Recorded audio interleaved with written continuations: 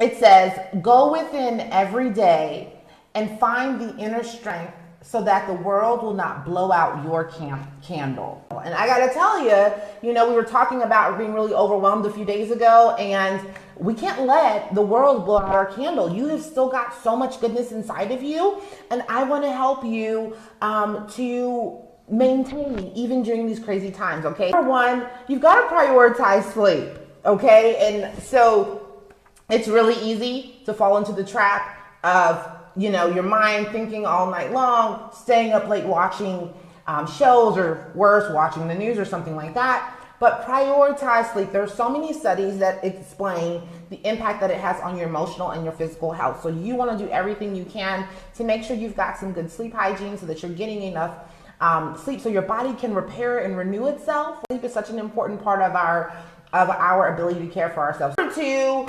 exercise. So last month I started doing Miracle Morning, and a part of that is to exercise every morning.